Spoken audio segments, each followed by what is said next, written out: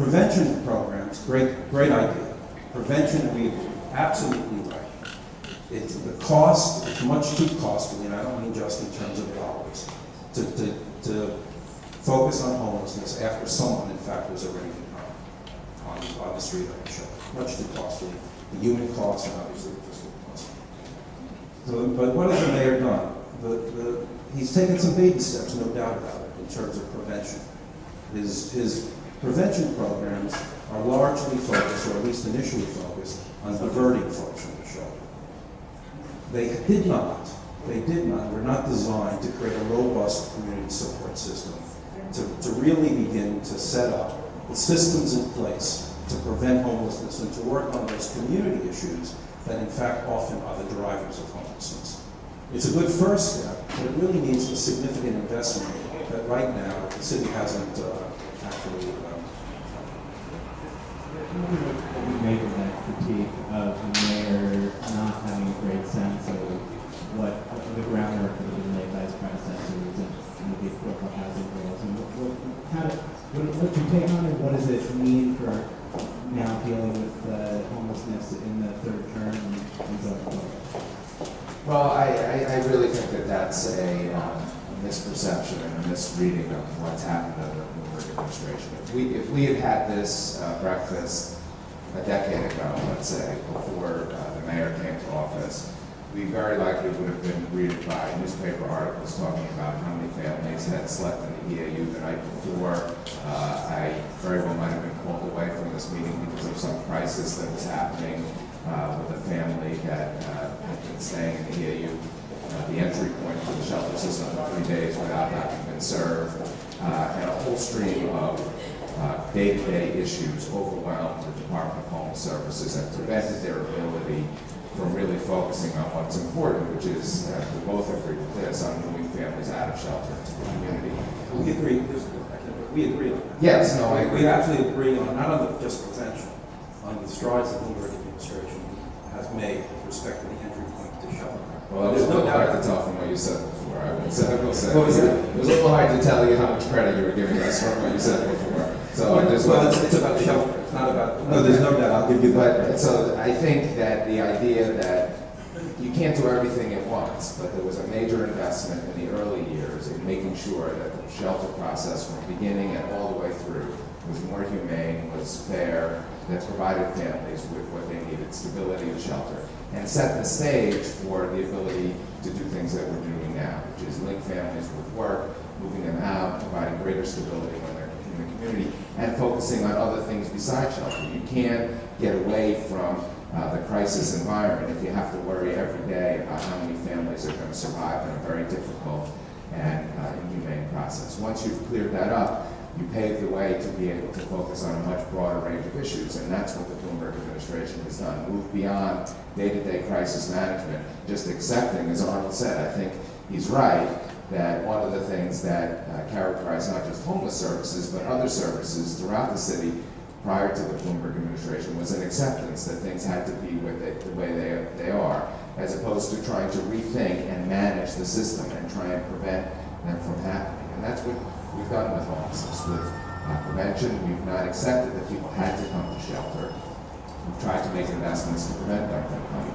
We've not accepted that people had to stay in shelter for long periods. We put an emphasis on moving people out and reduce the length of stay by over 20%. So we've taken a proactive approach to try and address some of these issues. Is it difficult? Do the families face struggles every day? Absolutely. And I do not intend to, and don't mean to paint a rosier picture, but I think it's wrong to say that we haven't had a major investment, a major turnaround in the system.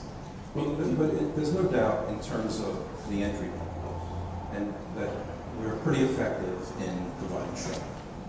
That's what we do. I think we're effective in that. The shelter population has its ups and downs. Sometimes it's seasonal. Last year, in terms of the family shelter population, was the highest in probably nearly a decade. And I think it's too facile to suggest that the increases were a result of the economic crisis. So you take a look at the demographics of the young moms who are in shelter, and they're largely from communities that have been suffering under a great recession for decades. And that homelessness today is really very different than it was when we first saw the large number of men on the street in the early 80s, the late 70s, and it was a function of often folks struggling with mental health issues or drug use issues. Today, 70%, and actually if you look at the adult family side as well, 77% of the shelter population is families. And what do those families tell us? And I think that population tells us about the challenges we face as a city that perhaps cannot be solved simply by what Seth was talking about in terms of the functions of DHS. It tells us that, and who are they? Who are these young families? They're usually young mom, single mom, African American, Latino.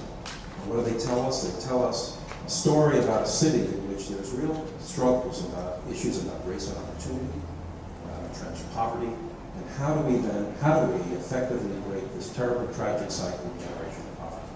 And that's what homelessness is really the story of our city today. And that's the challenge. And yes, we've made the shelter system perhaps more humane. Certainly there's no doubt that that's an effort from the Bloomberg administration and Seth's predecessor during the Bloomberg administration. Absolutely give credit for that, no doubt about it. And just as an aside, I remember when the mayor first took office, he was the first mayor I heard ever talk about homeless people as if they were his constituents. Very important thing. So, but I think the questions of entrenched poverty, and we have not dealt with effectively as a city or indeed as a nation. And the work issues I think we need to talk about, because we may be somewhat effective, and I'd like to see the statistics, and that's another question, whether we keep the data on what works. We've been effective to some extent, not only here in the city, but nationwide, in getting folks into low-wage jobs. But we haven't been very effective in this process of work, from welfare to work, is getting folks into living wage jobs. We have working folks in shelters. The shelters are replete with working people.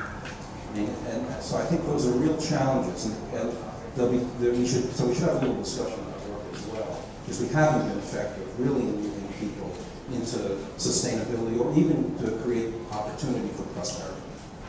Before we get to some of the specific issues with work and with shelter in New York, I'm wondering, when the mayor was running for his re-election last year, I heard him say a number of times the statistic about homelessness, and he liked to quote the numbers that he said, in New York there are 1 out of every 3,500 people is homeless. Whereas he would run through all these other cities around the country. In Los Angeles, for example, he said 1 out of every 92 people is homeless. And so it wasn't about the cities in Miami or something like that. What do you, is the homeless situation, is it a different kind of problem in New York? Is there something distinctive about how it is in New York that explains for why it is such a small percentage of the population? Maybe you disagree with Well, this. can I just quickly answer that? Is first of all, we cannot define homelessness simply by the shelter population. We also have to take a look at the countless thousands of young families living on the family couch or the friend's couch. We have become a city in which families are living, thousands and thousands of families are living bubbled up. And when that becomes untenable, as a last desperate act, trying to go into shelter. So I don't think the numbers themselves, the families and children, really are in shelter alone, are necessarily representative of the population in terms of homelessness. But what's different about us nationwide, if you take a look at the national statistics show about almost 70% nationwide are single adults. And I just taking a look at some of the stats from HUD, 37% of families represent the population of folks in shelter throughout the nation. Here it's the reverse. So it does present in New York City a different picture. And again, I think it's a result of housing costs just far exceeding the affordability limit for some, and as well as really pockets of, more than just pockets, sections in this city that have just been living and mired in poverty. Well, I think some of the things you say about people facing challenges in New York don't often apply across the country.